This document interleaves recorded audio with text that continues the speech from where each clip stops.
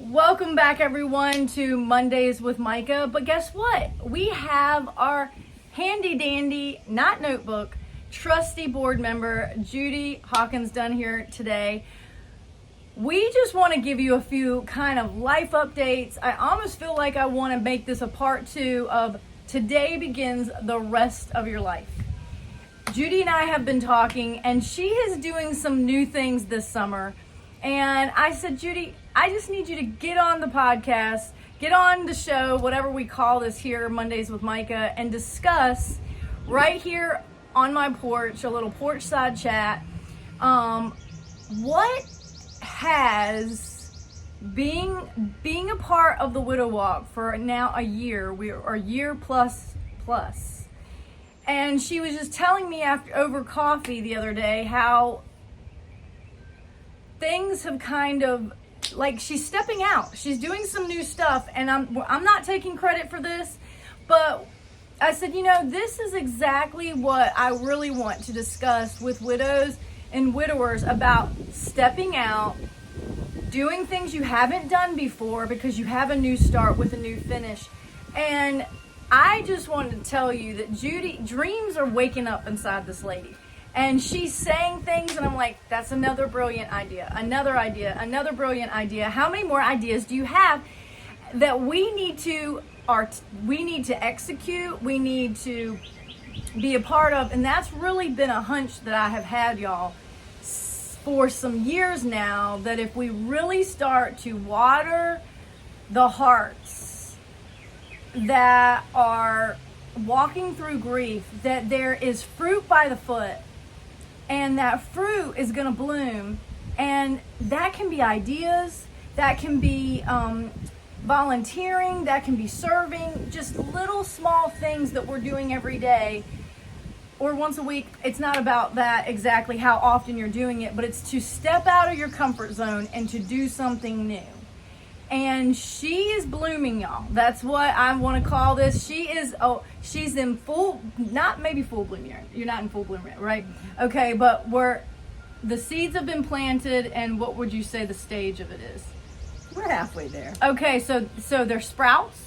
Oh, yes, most definitely. Okay, so they're about this time. Okay. So I'm hinting around about some things, and I'm just going to pass this over to Judy, and I'm going to let her kind of share whatever is on her heart here today about, we just had 4th of July, freedom and liberty, and there's celebrations. We're wearing the wind's picking up. I mean, it's getting turned up over here.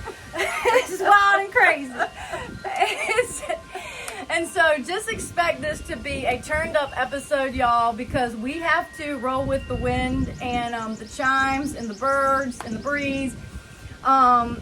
And so there's something about July that can seem kind of hot, but I have to tell you, 4th of July was a perfect weather day. It was. It was beautiful. Yeah. It was a beautiful 4th of July, and I was in Newsom's. Holly Ledbetter invited me to the Newsom's parade, if you want to call it.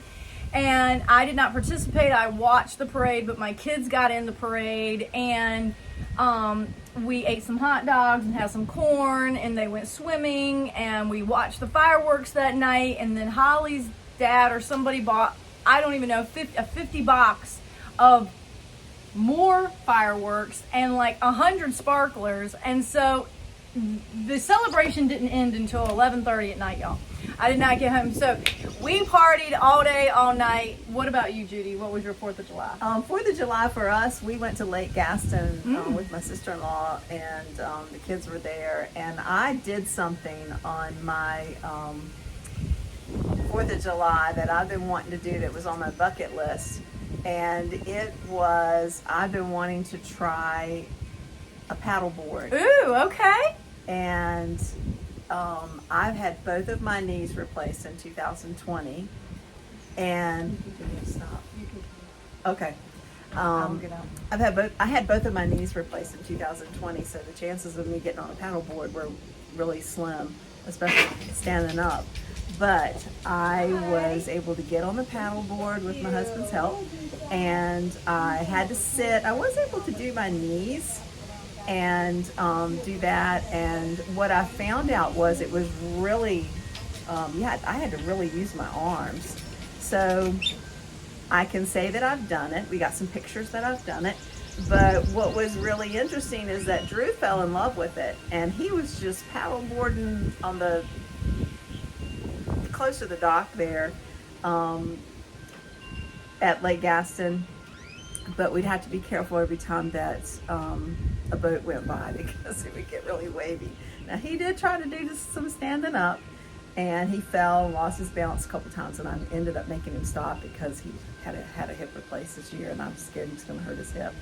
But Micah said we met over coffee. She's not really telling the truth, and most of you guys that know me, I don't drink coffee.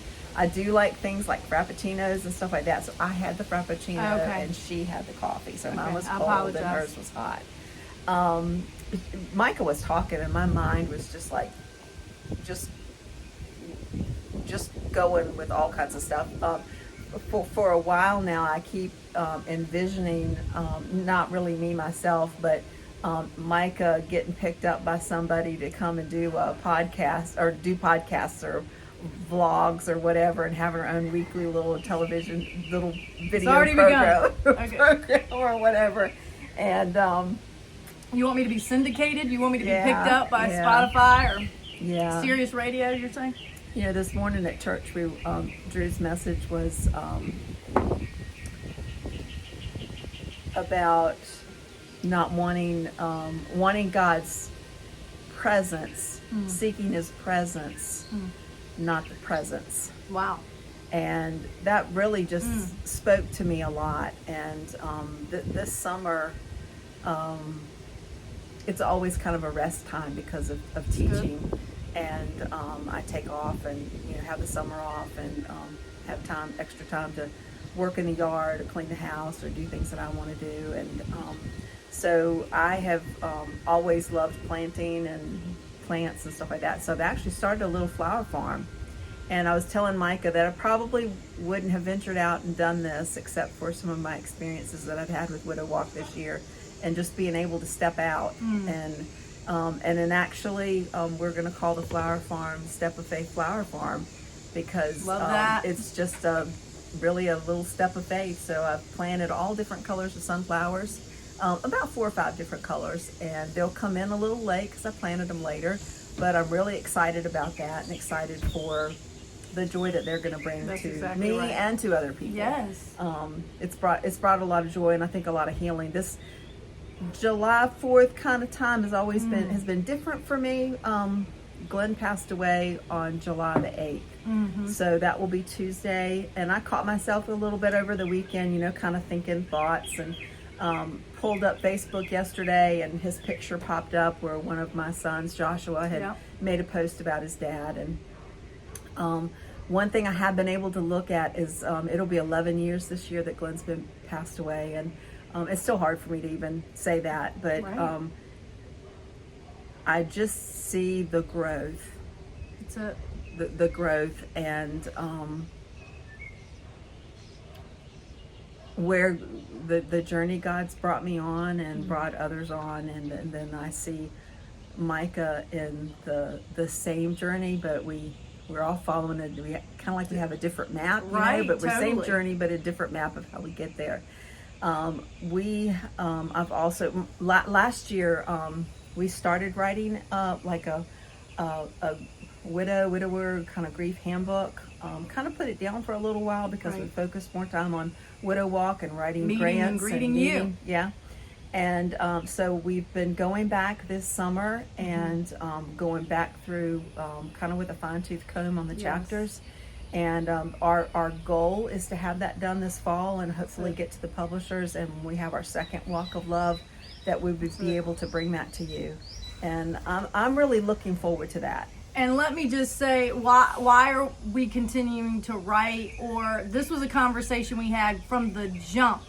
And it has been confirmed, affirmed, validated along the way that as we've gotten to talk to these widows at these gatherings we've had over the last year, that some of the conversations have said, I wish I just had a handbook or something that kind of walked me through that first year, really, and like breaking down, because grief is a complex emotion. Mentally, it's complex, it's dense, if we want to use that term, and we've got to break down some of the density of it and bite-sized tasks.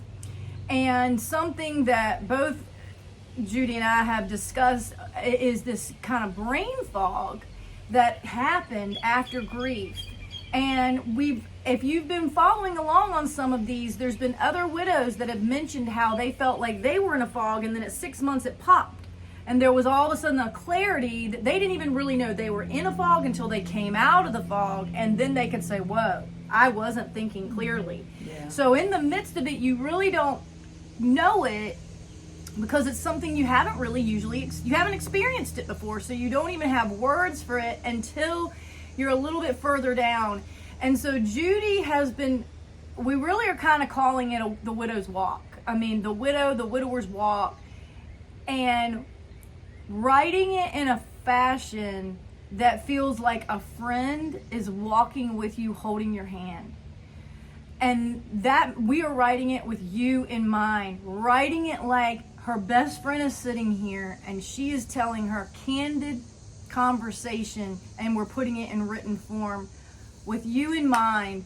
And we're excited. I'm excited about it. When I have gotten to reread the chapters, we started this, like she said, last year. She would start a chapter. I may add a few things. She's been more vigilant this summer to pursue that again, and and that fires me back up.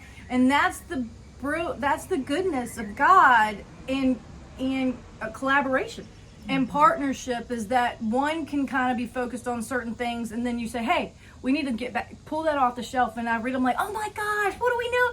We got to finish this. This is so good.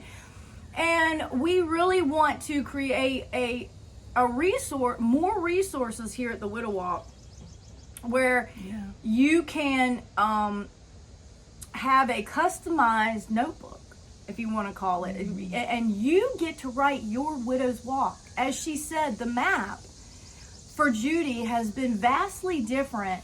There is some commonality, and when we have gotten to hear the stories over the last year of widows and widowers sharing their lost story, the rest of it has not been similar, to be honest. Most of it, the lost part is what connects us, but the type of loss, the type of illness really has not overlapped that much. Right. We're walking this path, and we're both professors of faith, where without God, we would not be where we are.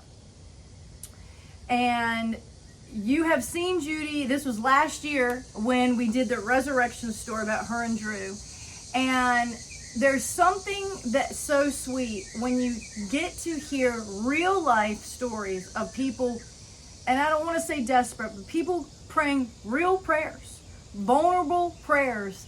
And when you see these resurrection stories of God hearing those prayers and bringing people together for such a time as this, and when you started talking about planting, I thought of that scripture in Ecclesiastes. Mm-hmm. You know, there's a time to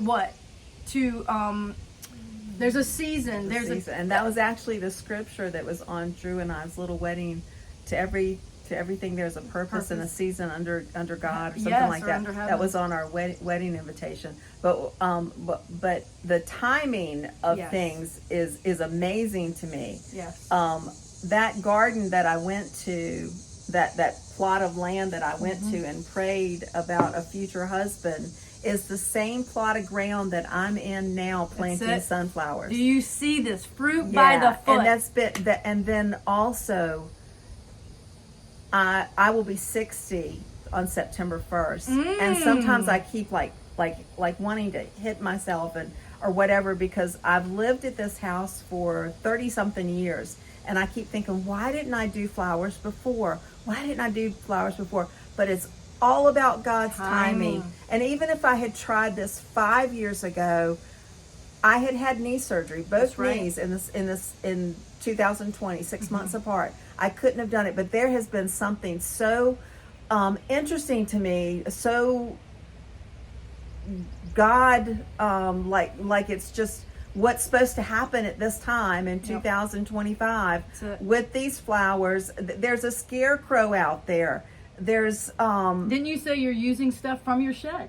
And From Glenn's shed. And I'm following this plan for my sunflowers where I've not invested a lot of money. Most of my money that I spent was just on seeds. I've been going to the shed and pulling things out to keep deer away, to protect the sunflowers. And they're all things that have already been there that Glenn already put there. And we have a tree planted out there for him, and it's like that tree is there, and there's a presence of what God has provided, even in the midst of pain, sorrow, suffering. Mike and I, one thing very not the same with Micah and I's story. Micah's was sudden. Mine was a longer time, not a real long time, but a longer time. But then I also had my father-in-law to care for 2.5 years after Glenn passed away. And so grief was kind of delayed. Was pushed back a little bit for me. And there have been times this past year that things didn't pop for me in a year or 2 years or 3 years. It took a while for and even now I will lose my train of thought. It's there, but I can't remember it. And those are things that happened after my husband passing away that I wasn't used to, didn't know. And then when I talk to other people and I find out, oh, that happens to you too. Right. And I didn't feel so bad, about myself. So with the handbook,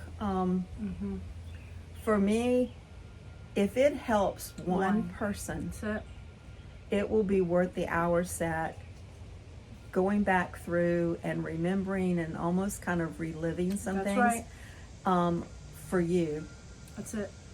And we love you enough, and because walking through the widow's walk is hard and overwhelming, and the overwhelming emotion or sensation lends itself into anxiety. And I was not somebody who really dealt with anxiety before. I can say that in year 8 I've had more almost panic attack moments this year where I got into a panic. I wouldn't say a full attack, but I was in a panic to the point that my breathing got out of regular. It was not. I had shallow breathing. You're breathing fast, and you feel yourself going somewhere. I did not deal with that before my husband passed, and those are things that I don't want to say are a consequence, but they're some of the symptoms that seem to happen when we've had, in my case, sudden loss. The sudden loss meant that there was a suddenness of making decisions. And so she had a different story, and that's the beauty of this whole thing, is that I have to continue to uncover these stories. And something else that we've heard many widows say is they kind of feel lost. And there's something I've heard from a worship team. They're out of Sophia, North Carolina, called the Cageless Birds.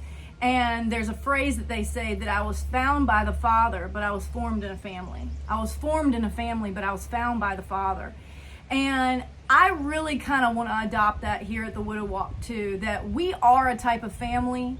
As we continue to grow this and the people start to lean on each other more, that we really don't want them to be found by us. Right. But we want you to not feel lost anymore. Like, where's my place? Where's my purpose? And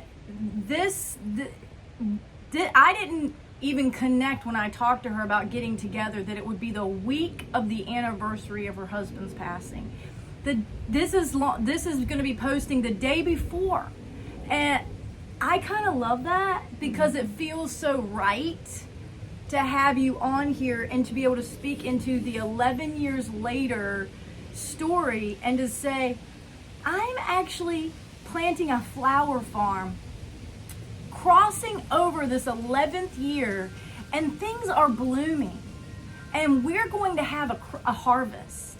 And I believe we're going to even see some of these flowers sprinkled around Franklin and other areas, her school. And what do some flowers do? They're just full burst. It's like this sunburst. It's like we literally plucked the sun out of the sky and handed it to you. And for her to even do multiple colors, I don't even think I've seen that many colored sunflowers other than the yellow. So I'm excited to see the variety of really the rainbow. I mean, I don't know what else to call it. And I'm excited too, Micah, that when I think on July the 8th this year, my mantra or whatever for Glenn was speak life. My license plate says speak life. I try really hard to speak life, and it first began with speaking life over Glenn. And then someone made the comment, Judy, you're going to have to speak life over yourself. And I struggled with that. I had a hard time speaking life over me. Right. And we have called July 8th ever since Glenn's been gone as a Speak Life Day for everybody. That's so good. So if I could challenge you for July 8th, if you would speak life, and that doesn't always have to be coming from your mouth. That's right. Find something to do for somebody. Show somebody that you care. Call somebody up on the phone. Go visit somebody. Take somebody some sweet tea. If you come to me, it should probably be unsweet, but she kind of likes a little sweet. Just speak life, and you do not have to look far to find someone to speak life to. That's it. And that mantra is a verb, really. You know, it's an actionable statement that she has. And I believe that these are the type of words that propel us. And it's been a wind beneath her sails. And sometimes we need to get new mantras. And so, like I'm saying at the beginning of this, is that today begins the rest of your life. I'm saying that over myself. We need rest. I am choosing rest. I'm choosing to rest and choose that every day for the rest of my life. I'm reinforcing the word rest to calm myself down. And something else that I feel like happens, Judy, and I don't know about you, is that we get tripped up about the future. And, you know, you're talking about that his presence. I like to say something similar to what Drew was preaching about, is that there's presence in the present. That he has gifts. Another term, there's presence for us when we really are able to be present. And it says that don't borrow trouble, or, you know, the grace is really only for today. And so if you're aware, the times are changing. I mean, there's news right now about a flood that happened, in Texas? There's things really happening that no one had any preparation for, and children and lives have been lost. And so there's grieving happening all around us. Yeah, I actually caught myself yesterday. I would see pictures pop up on Facebook of these little girls, and my heart just hurt. And kind of when you do what Micah and I do, we are around a lot of grieving people, and your heart hurts. Yes. God has taken you to a place where you're more helping people, right? But it still hurts, and it does affect us. It does. Takes a toll, maybe. And but we're excited for you on your journey. And you're probably saying, how in the world can you be excited for me? We can be excited because you're starting a path. And with God by your side, He's leading you, He's guiding you, He's directing you. And it you know, you're going to stub your toe? Yes. You're going to fall down? Yes. You might get lost? Yes. Might have to do some U-turns? Yep. But He's there. Yep. And I would not have made it this far without God, because it was just not something. Anytime I go to a wedding now, and they say that part in the service, till death do you part, it just hits me. Because you don't think about that when you're getting married. Right. It's the furthest thing from your mind. I read something, the end of June, there's the National Widows Day, and there was a few different posts that were talking, and one of them was mentioning how a widow completes the race.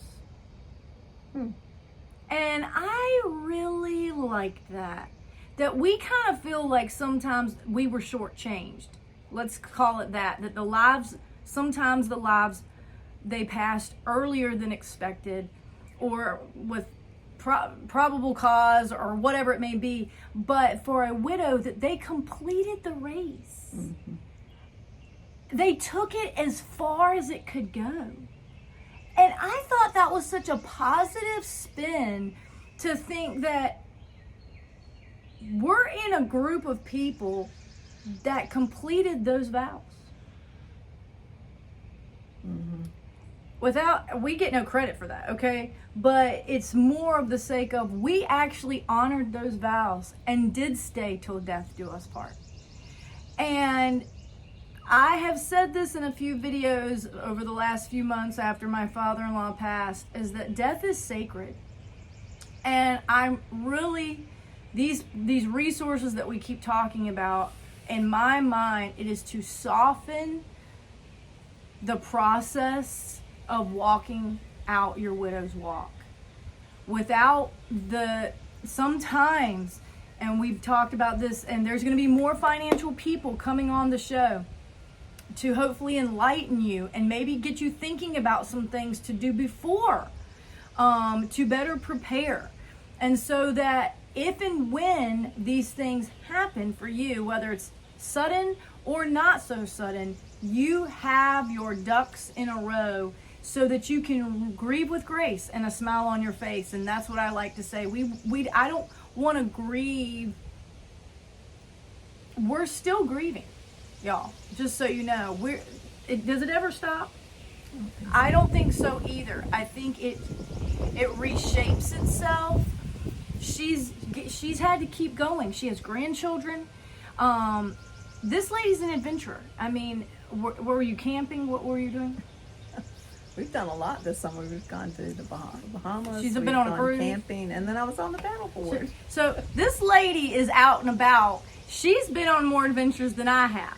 I'm staying close to the house, it seems, and like organizing my house. Okay, that's not nearly as fun as what Judy's doing, and she's rolling up on 60. I just turned 44. So I'm just letting you know, age is not the contender here on stepping out and doing some new things, continuing to believe you're capable of doing it. And I have to keep telling myself that, like, okay, well, I've never done this before. We don't have to be excellent at something new. And I don't know about you, but that's kind of hard to feel like, if you're going to try something, you want to feel like it's going to be a success. But what does success mean to you about this flower farm? It doesn't even matter. I don't think, I really don't.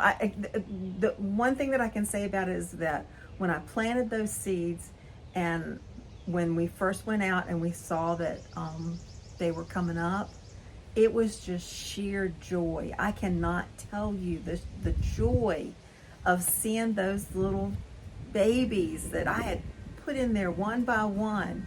And I've made some little videos on my Facebook page, and I'll tell other people that I know and farmers, please don't say any negative words because I know what I'm doing is probably not right. You know, I'm having to learn all of this, but it was just sheer joy, and that, and it's been, I think, all the stepping out that you kind of have to do as a widow. I don't know. They're just coming to fruition, or they're coming to life, or whatever. And it's like it's almost like such a time as this. Exactly. And we have to seize the day. And you know, she's getting outside. She's getting dirty. She's posting these videos, and she loves it. And she's posting these videos after getting dirty, and I love that because it's just the freedom that she has in this form of creativity, or some would call planting, or it's not gardening, is it exactly? It's farming. Flower farming. It's flower farming.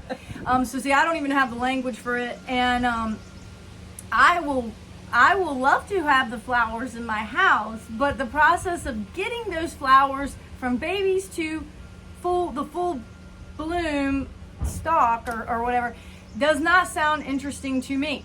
So this is if you haven't noticed by now, Mike and I are different as night and day. Her form of fun kind of sounds fun, but doesn't always sound that fun to me. But I'm happy for her. And that's the beauty of this whole thing, is hearing how many people are doing different things, whether it's a book club, whether it's getting with your quilting friends, whether it's doing a craft, whether it's baking bread together. All of these things are just gathering us and doing some different things.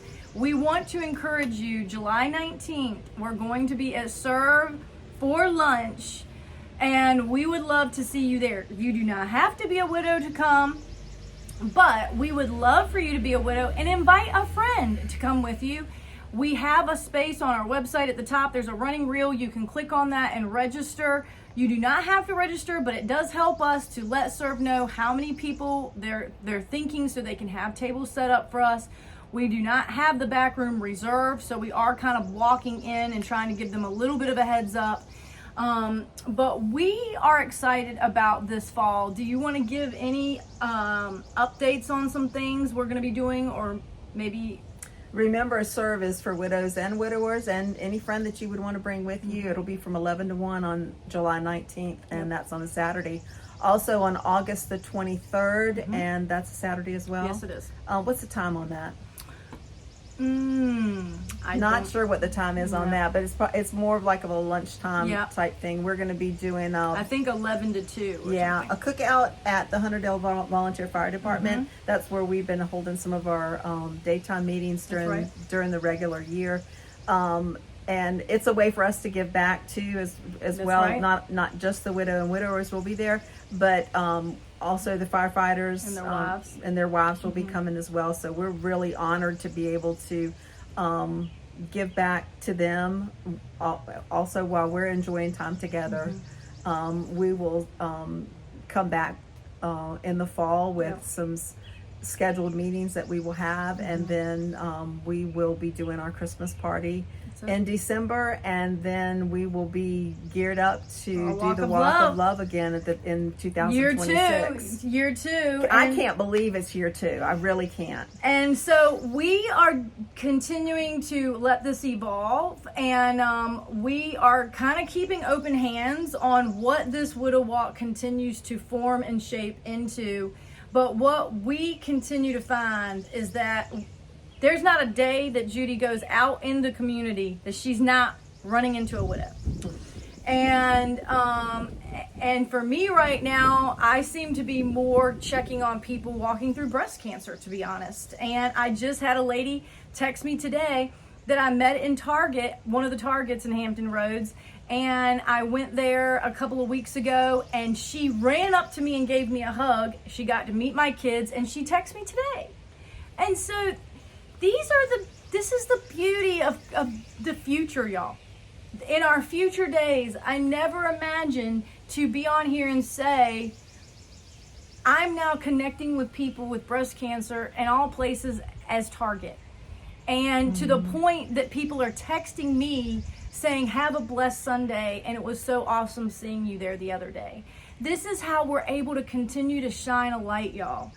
And I just cannot get away from that little Sunday school song, this little light of mine, I'm going to let it shine, let it shine, let it shine, let it shine. And these sunflowers are another representation of shining this light. And I hope she's going to do it another season too. It's like, what's next? We're on these little journeys, and so for her to be writing in one statement, and then she's planting seeds in another statement, and she's going paddleboarding in another statement. As I'm trying to tell y'all, this is one form of widow that is a reading specialist, correct? Well, I have a reading specialist degree, but I'm a first grade teacher. So, a woman of many hats, and that's a minor list of the things that she has done in the last 6 weeks, y'all. This is not to blow smoke up Judy, okay? I'm not here to say that. I'm just trying to express what widowhood and caliber of women, the strengths, the different forms of creativity that I believe are unlocking like never before in widows and widowers' lives. For those who are willing to lean into the new, there is goodness abounding. And I can say over the last 8 years now that the Father has been faithful. Yes. And I'd also like to remind you, I really feel like this door is going to open up more for Micah and I. I want to remind you, Mike and I are available to speak to ladies group, church group, one-on-one. All you have to do is just contact us. That's and right. Just send us an email. Private message on Facebook. We are really willing and want to do that. So. And that's not to grow the widow walk per se. It's to really bring awareness. Yes, it's to bring awareness about some of the challenges of walking a widow's walk, and to really continue to encourage our local church communities of how to better care for the widows in their congregations, to be honest. We want you to learn a little bit more about how to be a good friend to a widow. And guess what? There's just 2 of us. We cannot care for 100 widows. No. And as this resource continues to grow, we need you. We need you, the fellow widow and widower, to be a helping hand.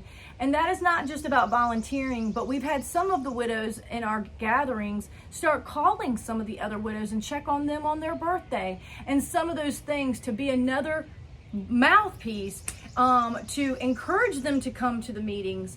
And that is exactly our heart, is that we're connecting people, but we really want you to connect with each other. Yes. Beyond the meetings. And so that is part of our goal here for these socials that we're doing this summer, more focused on gathering with food, to hopefully create a little bit more conversations between each other, and not so much about listening to each other's stories, but those have also been helpful. So there's a place for them all. Summertime just feels like it's time to play and have fun. Yeah. And we've already been seeing evidence of, we live in a very small community, and just the city here is small, and then there's surrounding counties and they're small, but we've just seen evidence of where people, they may not even come to a widow walk meeting, but they're getting together and they're going out to eat, or doing something fun together, or helping each other, or checking on each other. And that's what we want. Yes. That's been the whole main idea, the main thrust of Widow Walk, is to, not for widow or widower to be a bad word, or be something that you want to walk away from. We want you to, to the least of these, that's is what Jesus said, and we want all of you to engage in that. Exactly. That we are, we're not a community to fear. Yes, some of our stories can be pretty heavy, and if you are having a hard time walking with people in deep grief, we also want you to get in touch with us, because I think we are continuing to grow the resource of having helpful tips on how to not get so overwhelmed with caring for your family members, friends, and like I've heard people say, I don't know what to say. Yeah. I'm afraid to say things. And we don't, and what we've learned from that is that means they don't say anything. And that can sometimes be even more hurtful. Mm-hmm. And so we don't want to compound the grief because people aren't engaging with you because they don't know what to say or how you're going to react. And we are trying to grow a community that all your feelings can be brought to the table. And we, at least in this peer group, if you want to call it, we have been there. We understand. And we want to cheer with you. We want to shed a tear with you. And ultimately, we want to meet you. We want to meet you. Continue to follow us on Facebook. We are growing our Facebook. If you have not seen that, it is continuing to grow. Share our posts every Monday. These are dropping. We want to post more, but as you can see, she's planting things. I don't know what I'm doing, but I'm trying to take care of kids still, and there's summer camps and different things going on. So I'm in teenage parenting, and she's grandparenting and adventuring. So that's the beauty of this, is that we are in different walks, but still getting to overlap and intertwine. And that's what beautiful tapestry is. All these threads on the back look pretty messy, y'all, when you look at the back of that piece of tapestry. But when you turn it around and you allow someone who is an artist, and that's the Father, he's the greatest artist, to connect people from all over.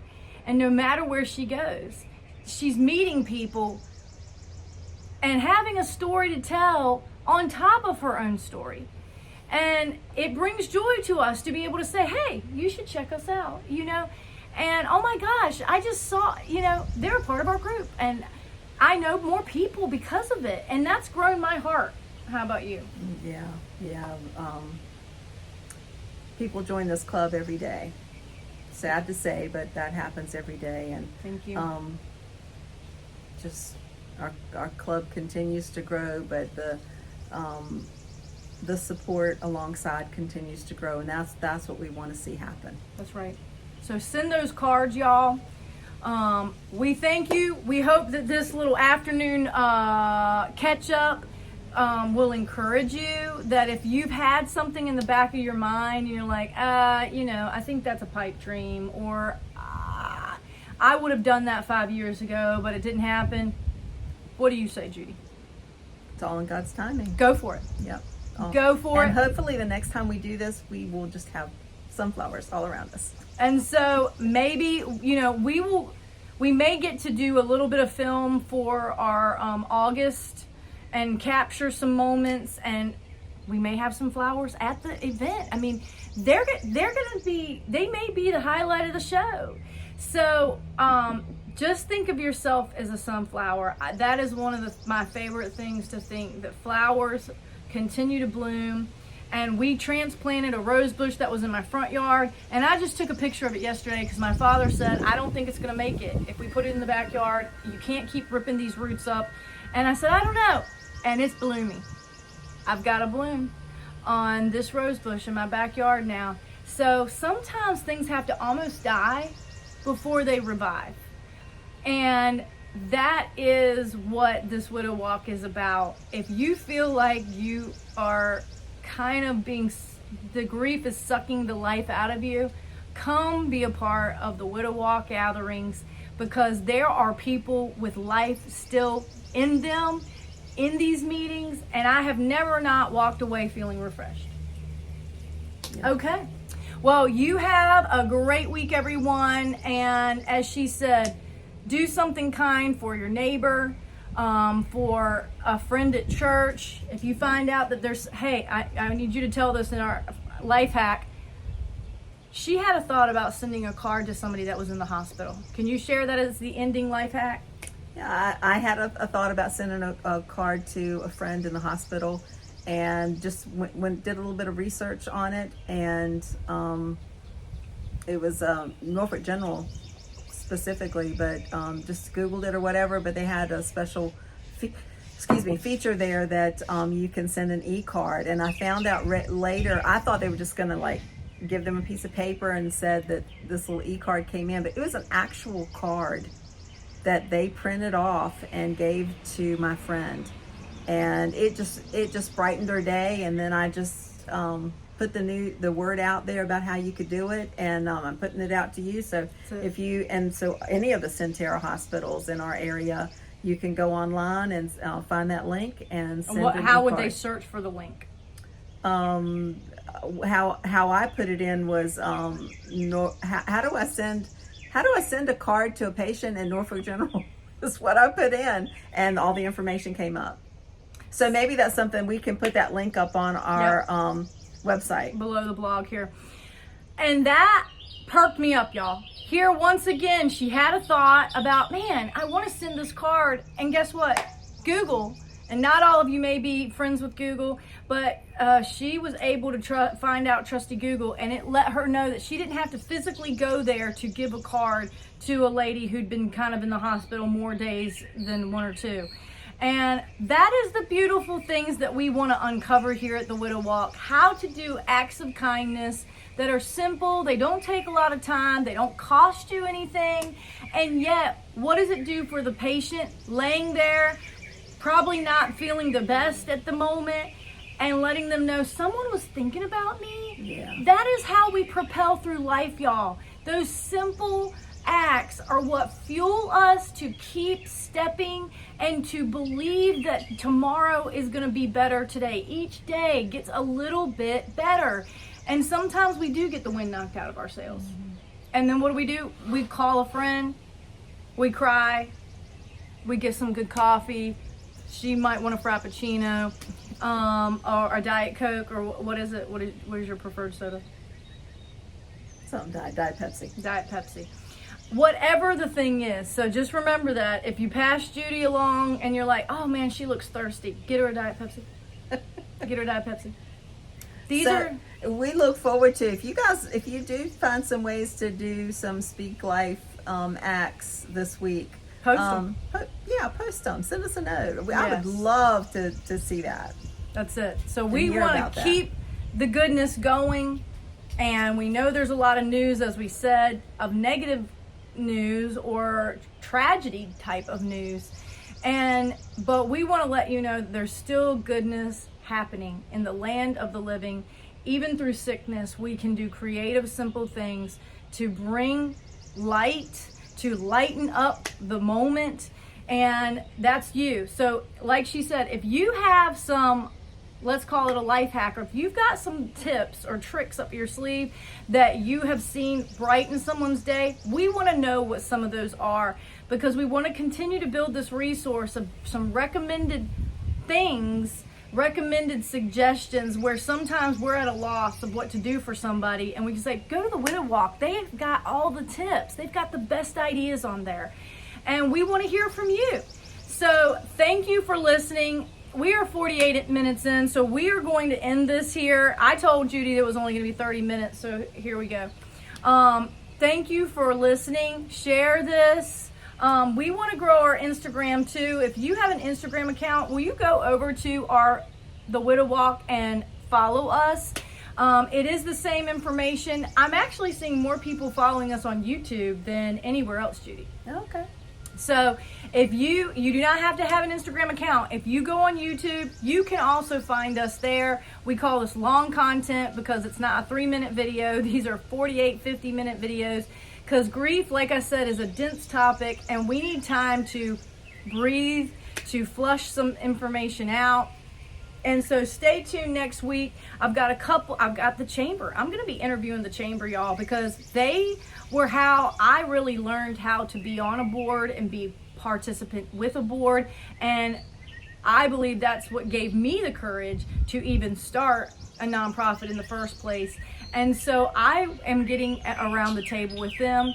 I have a fellow friend that has finished up her all the process of her walking through breast cancer. I want a part 2 with her because she's been sharing with me stories of how God has shown up and ideas that she has had, things that she has done in the rooms with the chemo patients.